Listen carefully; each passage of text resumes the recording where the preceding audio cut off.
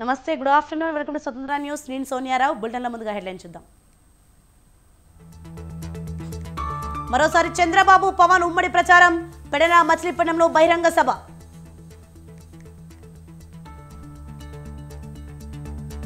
కేసీఆర్ కాంగ్రెస్ ను టచ్ చేస్తే పునాదులు కూల్చేస్తాం. మరో 3 నెలల్లో బీఆర్ఎస్ కనుమరుగవుతుందన్న మంత్రి కోమటిరెడ్డి.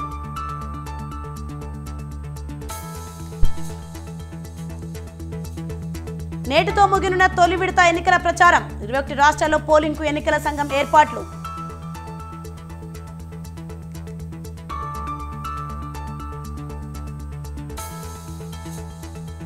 భద్రాచలంలో కన్నుల పండుగగా రాములవారి కళ్యాణం.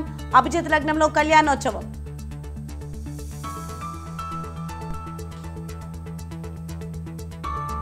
అయోధ్యలో అద్భుత ఘట్టం. బాలరాముడి నుదుటిని తాకిన సూర్యకిరణాలు.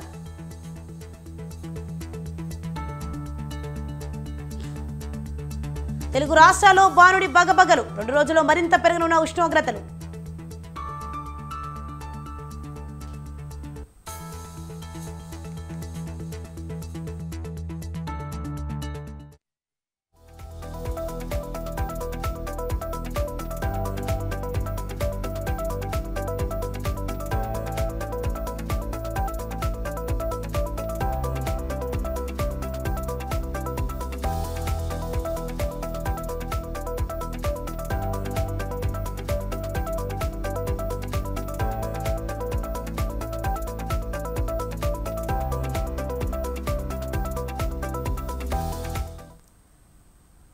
అయోధ్యలో శ్రీరామనవమి వేడుకలు ఘనంగా సాగుతున్నాయి. మధ్యాహ్నం 12 గంటలకు సూర్యకిరణాలు బాలరాముడి నుదుట తిలకంగా 4 నిమిషాల వరకు కనిపించాయి. అయోధ్యలో శ్రీరామనవమి ఆలయంలో అద్భుతం ఆవిష్కృతమైంది. రామనవమి వేళ సూర్య భగవానుడు బాలరాముడికి సూర్య తిలకం దిద్దాయి. దాదాపు 4 నిమిషాల పాటు బాలరాముడి నుదుటిపై సూర్యకిరణాలు పడ్డాయి. ఈ అద్భుత ఘట్టాన్ని చూసి తరించేందుకు భక్తులు భారీగా తరలి వస్తున్నారు.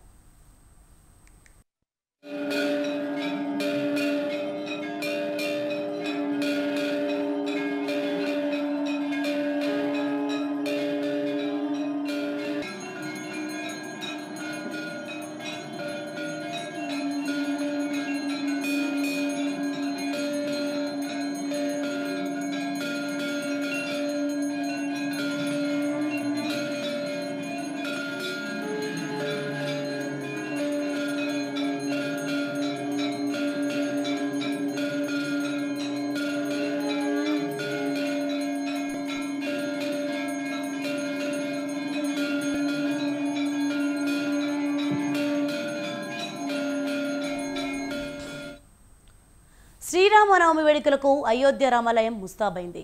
అయోధ్యలో శ్రీరాముడి ఆలయం నిర్మించాక తొలి శ్రీరామనవమి కావడంతో ఘనంగా ఏర్పాటు చేశారు. బాలరాముడి నుదుటిపై సూర్యకిరణాలు తిలకంలా పడేలా గర్భగుడిని ఏర్పాటు చేశారు. అయోధ్యలో నూతనంగా నిర్మించిన రామ మందిరంలో బాలరాముడి ప్రాణప్రతిష్ఠ తర్వాత తొలి శ్రీరామనవమి కావడంతో వేడుకలను ఆలయ అధికారులు ఘనంగా నిర్వహిస్తున్నారు. మంగళహారతి, దివ్యాభిషేకం నిర్వహించి ప్రత్యేక పూజలు చేశారు. అనంతరం భక్తులకు స్వామివారి దర్శన భాగ్యం కల్పిస్తున్నారు. ఇవాళ నవమి సందర్భంగా రాత్రి 11 గంటల వరకు రామ్లల్లా దర్శనాలు కొనసాగనున్నాయి.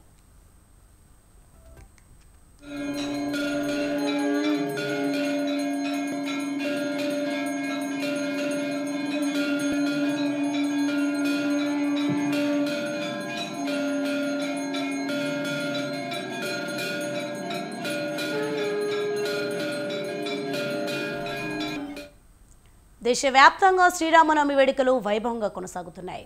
రామాలయాలన్నీ భక్తులతో కిటకిటలాడుతున్నాయి. ప్రాణప్రతిష్ఠ తర్వాత మొదటి శ్రీరామనవమి కావడంతో భక్తులు అయోధ్యకు పోటెత్తారు. తెల్లవారుజాము నుంచే రామ్లల్లాకు ప్రత్యేక పూజలు, అభిషేకాలు ప్రారంభమయ్యాయి. రామ మందిరాన్ని ప్రత్యేకంగా అలంకరించిన శ్రీరామ తీర్థక్షేత్ర ట్రస్ట్ భక్తులకు ఇబ్బందులు కలగకుండా అన్ని ఏర్పాట్లు చేసింది.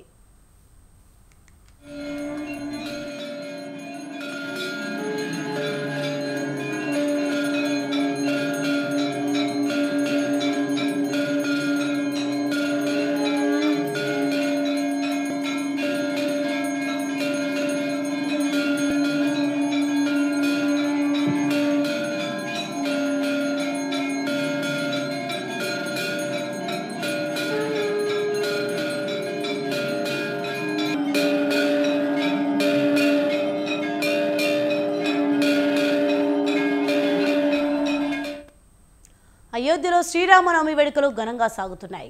మధ్యాహ్నం 12 గంటలకు సూర్యకిరణాలు బాలరాముని నుదుటన తిలకంగా 4 నిమిషాల వరకు కనిపించాయి. అయోధ్యలో శ్రీరామనవమి ఆలయంలో అద్భుతం ఆవిష్కృతమైంది. రామనవమి వేళ సూర్య భగవానుడు బాలరాముడికి సూర్యతిలకం దిద్దాయి. దాదాపు 4 నిమిషాల పాటు బాలరాముని నుదుటిపై సూర్యకిరణాలు పడ్డాయి. ఈ అద్భుత ఘట్టాన్ని చూసి తరించేందుకు భక్తులు భారీగా తరలివస్తున్నారు.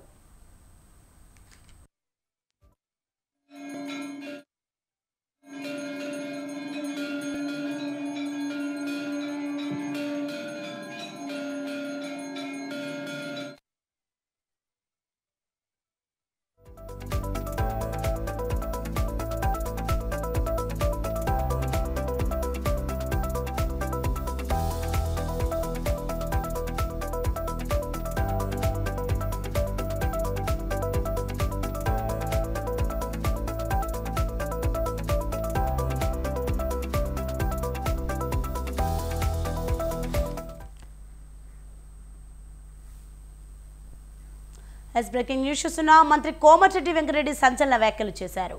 మాజీ సీఎం కేసీఆర్, కేటీఆర్లు జైలుకు వెళ్తారని అన్నారు. ఏడాదిలో కాంగ్రెస్ ప్రభుత్వం పడిపోతుందని బీఆర్ఎస్ నేతలు మాట్లాడడం హాస్యాస్పదమని కొట్టిపారేశారు. తాము గేట్లు తెరిస్తే బీఆర్ఎస్లో ఒక్కరు కూడా మిగలరని చెప్పారు. 3 నెలల్లో బీఆర్ఎస్ కనుమరుగవుతుందని జోస్యం చెప్పారు. మెదక్లో 1000 కోట్లు ఖర్చు చేసినా బీఆర్ఎస్ గెలవలేదన్న కోమటిరెడ్డి తెలంగాణలో కాంగ్రెస్ పార్టీ 14 స్థానాలు గెలుస్తుందని ధీమా వ్యక్తం చేశారు.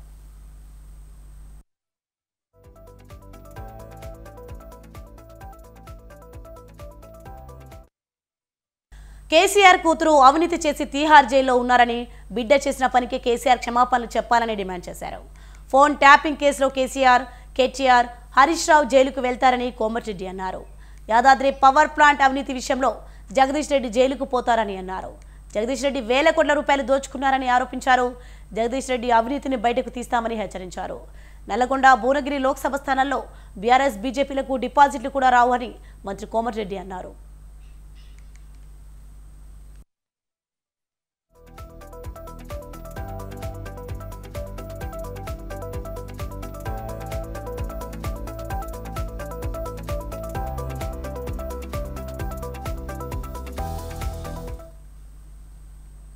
లోక్సభ ఎన్నికలో బీజేపీ కేవలం 150 సీట్లు మాత్రమే గెలుస్తుందని కాంగ్రెస్ అధినేత రాహుల్ గాంధీ అన్నారు. ఉత్తరప్రదేశ్లోని గజియాబాద్లో ఎస్పీ అధినేత అఖిలేష్ భేటీ అయ్యారు. ఈ సందర్భంగా ఎన్ని గెలుస్తామో ముందే జోష్యం చెప్పలేనని రాహుల్ అన్నారు. 15 నుంచి 20 రోజుల క్రితం బీజేపీ లోక్సభ ఎన్నికల్లో 180 సీట్లు గెలుస్తుందని అనుకున్నానని, కానీ బీజేపీ గ్రాఫ్ రోజుకి పడిపోతుందని చెప్పారు. తమకు అన్ని రాష్ట్రాల నుంచి రిపోర్టులు అందాయన్నారు. ఉత్తరప్రదేశ్లో చాలా బలమైన కూటమి ఉందని, తమకు మంచి ఫలితాలు వస్తాయని ధీమా వ్యక్తం చేశారు. ఉత్తరప్రదేశ్లోని గ్రాడ్యుయేట్లు, డిప్లొమా చేసిన వారికి అప్రెంటిస్షిప్ హక్కును కల్పిస్తామని రాహుల్ అన్నారు. యువత బ్యాంకు ఖాతాలో ఏడాదికి ₹1,00,000 జమ చేస్తామన్నారు. नरेंद्र मोदी जी ने पूरा का पूरा फोकस 22 लोगों पे किया है, 22-25 लोगों पे किया है. आज की सच्चाई है कि 22 लोगों के पास उतना धन है जितना 70 करोड़ लोगों के पास है. गरीबी का यह भी कारण है कि नरेंद्र मोदी जी ने सारा का सारा धन कॉन्सेंट्रेट कर दिया है, 20-25 लोगों को पकड़ा दिया है.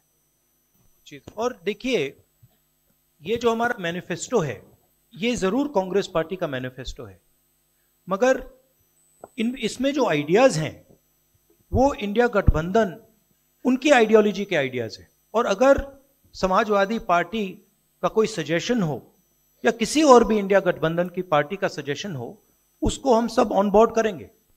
तो हमारा मतलब जॉइंटली काम होता है. हम बातचीत करके, कंसल्ट करके काम करते हैं.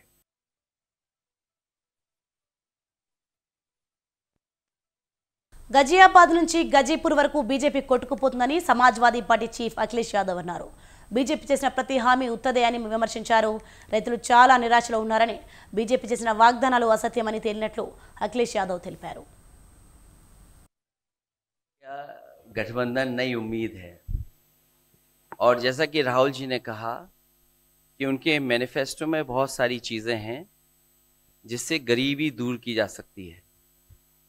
उसी से जोड़ कर के मैं ये कहना चाहता हूँ कि जिस समय हमारा देश का किसान खुशहाल हो जाएगा, जिस दिन देश के किसान को अपनी लाभकारी मूल्य मिलने लगेगा फसल का, और मैं समझता हूं जितने भी राजनीतिक दल हैं और खासकर जो इंडिया गठबंधन के साथी हैं वो ये बात कह रहे हैं कि हम एमएसपी की गारंटी देंगे या किसानों को लाभकारी मूल्य देंगे, और जिस दिन भारत सरकार किसानों की आय बढ़ा देगी गरीबी दूर होना शुरू हो जाएगी। और मैं कई मौकों पर कह रहा हूं कि जाति जनगणना भी एक हमारा मुद्दा है।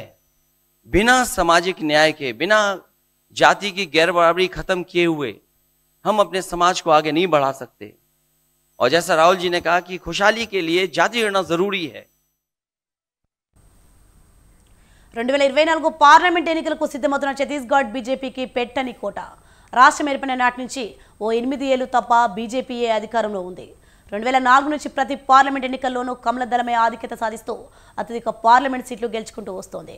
ప్రధాని మోదీ హవా పైనే బీజేపీ ఆశలు. కాంగ్రెస్ మాత్రం గట్టి పోటీ ఇచ్చి ఈసారి పై చేయి సాధించాలని సిద్ధమవుతోంది. బీజేపీ కంచుకోట బద్దలు కొట్టడమే లక్ష్యమంటూ బాగేల్ ప్రచారం చేస్తున్నారు. బీజేపీ కాంగ్రెస్ డైరెక్ట్ ఫైట్లో గెలుపు ఎవరిదో వాచ్ ది స్టోరీ.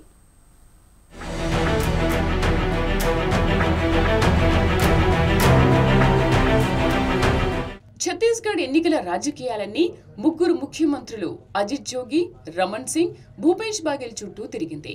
నక్సలైట్ల ప్రాబల్యం గల ప్రాంతం కావడంతో సవాళ్లు ఎక్కువే. ఛత్తీస్గఢ్ ఏర్పాటు డిమాండ్ 1956 నుంచి ఉన్న 1998లో బీజేపీ ప్రత్యేక రాష్ట్ర ఏర్పాటుకు ఎన్నికల్లో వాగ్దానం చేసి 2000 నవంబర్ 1న ప్రత్యేక రాష్ట్రాన్ని ఏర్పాటు చేసింది.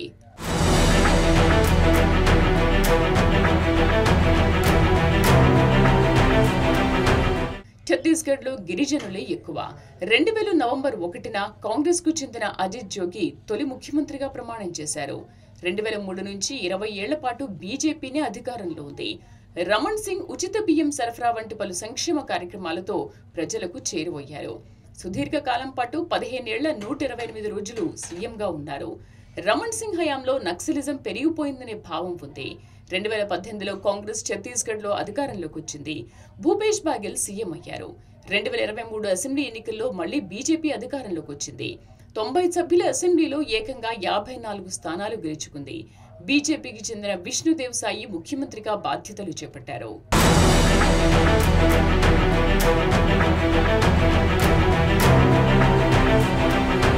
2024 పార్లమెంట్ ఎన్నికల సందర్భంగా ఛత్తీస్గఢ్లోని 11 ఎంపీ నియోజకవర్గాలకు ఎన్నికలు జరుగుతాయి. ఏప్రిల్ 19, ఏప్రిల్ 26, మే 7వ తేదీల్లో పోలింగ్ జరుగుతుంది. ఛత్తీస్గఢ్లో మొదటి నుంచి పార్లమెంట్ ఎన్నికల్లో భారతీయ జనతా పార్టీ విజయ పరంపర సాధిస్తూ వచ్చింది. 2004 లోక్సభ ఎన్నికల్లో 11 లోక్సభ స్థానాల్లో 10 స్థానాలను బీజేపీ గెలుచుకుంది. 2009లో బీజేపీ 10 స్థానాలు, కాంగ్రెస్ 1 స్థానంలో నెగ్గింది. 2014లో కాంగ్రెస్ 1, బీజేపీ 10 స్థానాలు, 2019లో కాంగ్రెస్ 2, బీజేపీ 9 స్థానాలు గెలుపొందాయి. ఈసారి మొత్తం 11 స్థానాలను గెలవాలనే వ్యూహంతో కమల దళం అడుగులు వేస్తోంది.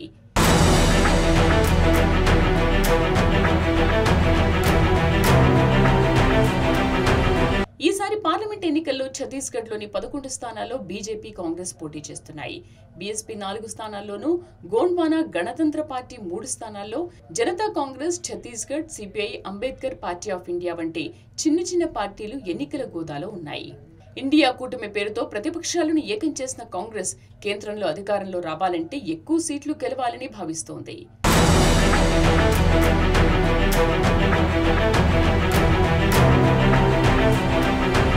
ఛత్తీస్గఢ్లో రమణ్ సింగ్ నేతృత్వంలో బీజేపీ, భూపేష్ బాగెల్ నాయకత్వంలోని కాంగ్రెస్ విస్తృత ప్రచారం చేస్తున్నారు. ముఖ్యమంత్రి ఈసారి కూడా కాషాయ జెండా రెపరెపలాడుతుందని ప్రధాని మోదీ ఆశాభావంలో ఉన్నారు. 24 ఏళ్లుగా ఎంపీ ఎన్నికల్లో సాగుతున్న బీజేపీ ఆధిపత్యాన్ని ఏ మేర కట్టుకుంటుందో చూడాలి.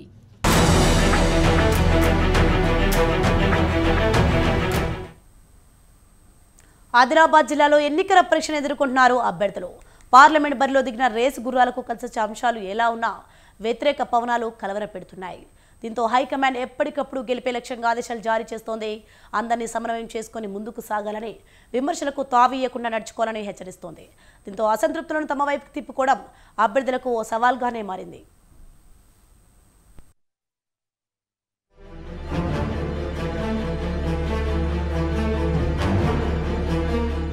ఆదిలాబాద్ లో ఎన్నికల వేడి సమ్మర్ను మించి సెగలు కక్కుతోంది. ఎంపీ సీటు దక్కించుకోవడం 3 ప్రధాన పార్టీలకు కీలకంగా మారడంతో బీఆర్ఎస్, బీజేపీ, కాంగ్రెస్ ల మధ్య హోరాహోరీ పోటీతో త్రిముఖ పోరు నెలకొంది. ఇక ఈ క్రమంలో అభ్యర్థుల బలబలాలు, ప్రతివ్యూహాలపై అధిష్టానాలు దృష్టి సారించాయి. అయితే సొంత పార్టీలోని ముఖ్య నేతల ద్వంద్వ వైఖరి కలవరపెడుతుండగా మరోపక్క అంకిత భావంతో పనిచేసే కింద స్థాయి కార్యకర్తల పనితీరు ఊరటనిస్తుంది. ఇలాంటి పరిస్థితుల మధ్య తమ అభ్యర్థులను దిశానిర్దేశం చేస్తూ పలు సూచనలు, ఆదేశాలు జారీ చేస్తున్నాయి పార్టీల హైకమాండ్లు.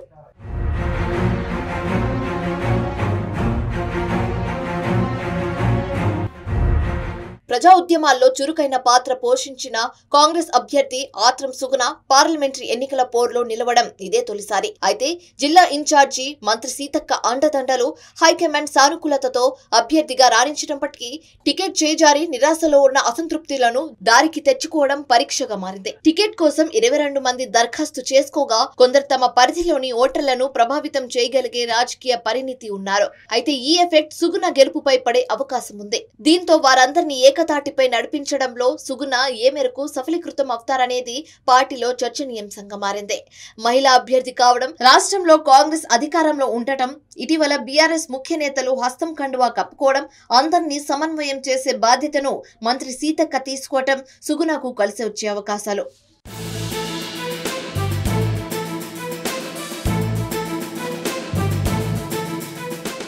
ఇక బీజేపీ టికెట్ గోడం నగేష్ ని వరించటమే ఓ అనూహ్య మలుపు. ఉమ్మడి జిల్లాలో సుదీర్ఘ రాజకీయ అనుభవం కలిగిన నేతగా పేరున్నప్పటికీ సంస్థాగత అనుచరులతో నడిచే బీజేపీ సిద్ధాంతాలకు కొత్త కావటం కొంత ఇబ్బందికరమైన అంశమే. ప్రధాని మోదీ చరిష్మా, హిందుత్వ నినాదం, పార్టీ రాష్ట్ర అధ్యక్షుడు కిషన్ రెడ్డి అండదండలు ఉండటం నగేష్ కు కలిసి వచ్చే అంశాలు. కానీ పార్టీకి చెందిన 4 ఎమ్మెల్యేల మద్దతు ఏ మేరకు లభిస్తుందనేది ప్రస్తుతం అటు అధిష్టానాన్ని, ఇటు అభ్యర్థి నగేష్ ను కలవరపెడుతుంది. పార్టీలోని క్రియాశీలకమైన నాయకుల సమన్వయంతో కాకుండా ఒకరిద్దరు అనుకూలమైన అనుచరులతోనే నగేష్ అంతర్గత ప్రచారం చేస్తున్నారన్న విమర్శ వినిపిస్తుంది. సిట్టింగ్ ఎంపీ సోయం బాపురావు పార్టీకి దూరంగా ఉండటం, టికెట్ ఆశించి భంగపడిన మాజీ ఎంపీ రమేష్ రాథోడ్ అంటిముట్టినట్లు వ్యవహరించడం అధిష్టానం దృష్టికి వెళ్లింది. అయితే హైకమాండ్ సూచనతో సోయం బాపురావు, రమేష్ రాథోడ్ ను సమన్వయం చేసుకునేందుకు నగేష్ ప్రయత్నిస్తున్నప్పటికీ అది సాధ్యం కావడం లేదని తెలుస్తుంది. దీంతో నగేష్ కాస్త కంగారులో ఉన్నారన్న టాక్ వినిపిస్తుంది.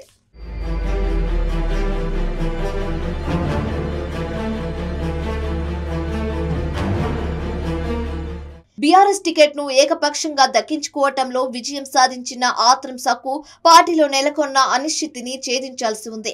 ఆదిలాబాద్ లో జోగు రామన్న, ఆసిఫాబాద్ లో కోవా లక్ష్మి, బోధ్ నియోజకవర్గంలో అనిల్ జాదవ్ బలంగానే ఉన్నప్పటికీ మిగిలిన నిర్మల్, ముథోల్, సిర్పుట్టి, ఖానాపూర్ నియోజకవర్గాలలో శ్రేణులను ఏకతాటిపై నడిపించగలిగే నేతల కోసం అన్వేషించాల్సి వస్తుంది. ఇలా ఆదిలాబాద్ లో పార్లమెంట్ రేసు గుర్రాలకు అసంతృప్తిలోనూ కలుపుకొని ముందుకు సాగడం, హైకమాండ్ ఆదేశిస్తున్న అందరి మనసును గెలుచుకొని విక్టరీని కొట్టడం ప్రస్తుత పరిస్థితిలో ఓ పెద్ద పరీక్షగానే మారిందని చెప్పాలి.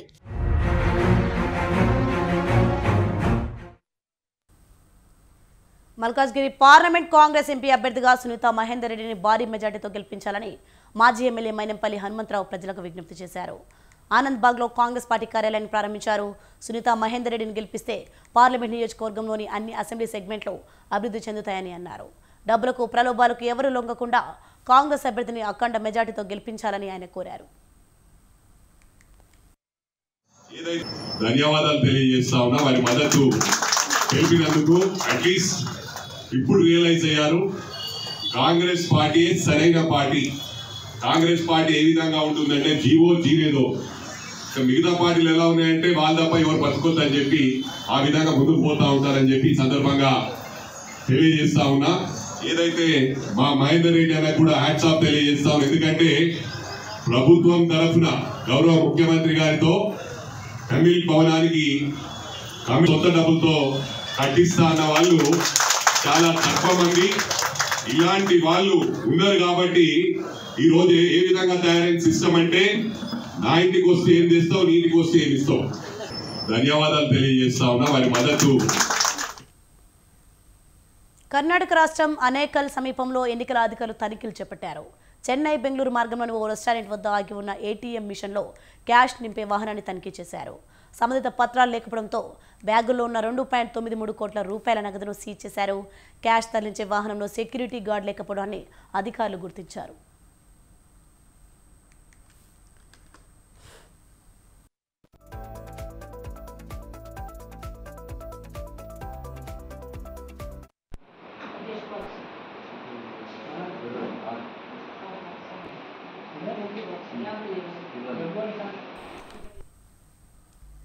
దేశంలో మనీ, మద్యం, మాదక ద్రవ్యాల పాలిటిక్స్ ఓ రేంజ్లో నడుస్తున్నాయి. వేల కోట్లలో పట్టుబడ్డ సొత్తే ఇందుకు సాక్ష్యం. అవును, ఎన్నికల కోడ్ ఉన్నా ఎవరైనా ఆంక్షలు పెట్టినా అవేవీ లెక్క చేయకుండా జనాన్ని ప్రలోభ పెట్టి ఓట్లు దండుకునే పనిలో పడ్డాయి రాజకీయ పార్టీలు. ఎన్ని అడ్డదారులు తొక్కినా పర్వాలేదు, ఎన్ని కోట్లైనా లెక్కలేదు, గెలిస్తే చాలంటున్నారు లీడర్లు. అందుకే లోక్సభ చరిత్రలో ఎన్నడూ లేని విధంగా వేల కోట్లలో నగదు, మద్యం, డ్రగ్స్ పట్టుబడడం దేశ రాజకీయాల్లో హాట్ టాపిక్గా మారింది. Watch story.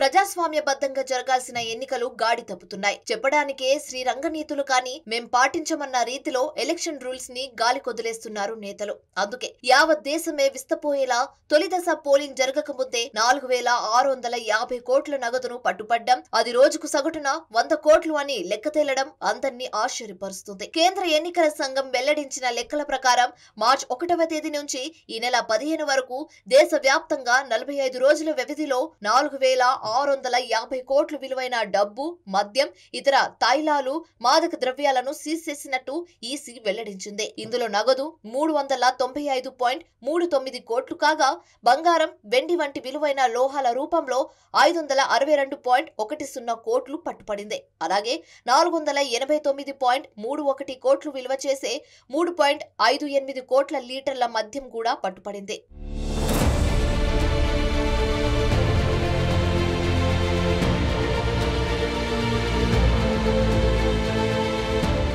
ఇక పట్టుపడిన వాటిలో సింహభాగం డ్రగ్స్. సీజ్ చేసిన మొత్తం 4,658.16 కోట్లలో మాదక ద్రవ్యాల వాటనే 45% వరకు ఉంది. అధికారులు జరిపిన తనిఖీల్లో మొత్తం 2,068.85 కోట్లు విలువ చేసే డ్రగ్స్ దొరికాయి. 2019 ఎన్నికల సమయంలో 1,279.9 కోట్లు విలువ చేసే డ్రగ్స్ పట్టుపడ్డాయి. ఇక టీవీలు, ఫ్రిడ్జ్లు, మొబైల్ ఫోన్లు, ఇతర ఎలక్ట్రానిక్ గృహోపకరణాలు బహుమతుల రూపంలో 1,142.49 కోట్ల దాకా పట్టుపడ్డాయి. 75 ఏళ్ల లోక్సభ ఎన్నికల చరిత్రలో ఇదే అత్యధిక మొత్తమని ఈసీ పేర్కొంది. గత లోక్సభ ఎన్నికల సమయంలో 3,475 కోట్లకు పైగా పట్టుపడింది. అప్పటితో పోలిస్తే ఇది 34% అధికమని తెలిపింది. సమగ్ర ప్రణాళిక, సంయుక్త కార్యాచరణ, దర్యాప్తు సంస్థలు, భద్రతా బలగాల మధ్య సమన్వయంతో పాటు పౌరుల సహకారంతోనే ఇంత పెద్ద మొత్తంలో స్వాధీనం చేసుకోగలిగామని ఈసీ తన ప్రకటనలో తెలిపింది.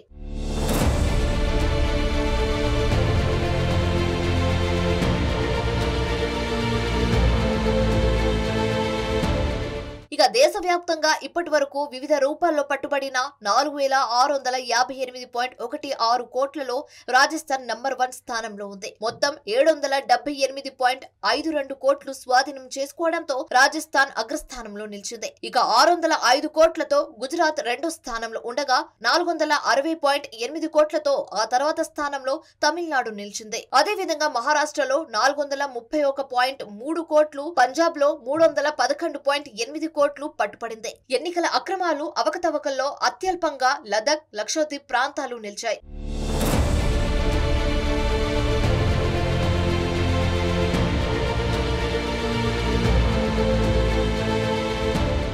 ఇకపోతే ఆంధ్రప్రదేశ్ లోనూ భారీగానే సొత్తును సీజ్ చేశారు ఎన్నికల అధికారులు. రాష్ట్రంలో ఇప్పటి వరకు 125.97 కోట్లు విలువ చేసే సొత్తును స్వాధీనం చేసుకున్నట్లు రాష్ట్ర ప్రధాన ఎన్నికల అధికారి ముఖేష్ కుమార్ మీనా పేర్కొంటూ ఆ వివరాలు వెల్లడించారు. ఇప్పటి వరకు స్వాధీనం చేసుకున్న మొత్తంలో 32.15 కోట్లు నగదు, 19.72 కోట్లు విలువైన లిక్కర్, 4.06 కోట్లు విలువైన డ్రగ్స్, 57.14 కోట్లు విలువైన ప్రెషస్ మెటల్స్, 12.89 కోట్లు విలువైన ఇతర వస్తువులు స్వాధీనం చేసుకున్నట్లు తెలిపారు. అంతర్రాష్ట్ర చెక్ పోస్టులు, రాష్ట్ర వ్యాప్తంగా చెక్ పోస్టులు, పటిష్టమైన నిఘా, అధికారులు, పోలీసులు నిరంతరాయంగా గస్తీ కాయడంతో పాటు పౌరుల భాగస్వామ్యం, సాంకేతిక సహకారం వల్లే ఈ సొత్తును స్వాధీనం చేసుకోగలిగామన్నారు ముఖేష్ కుమార్.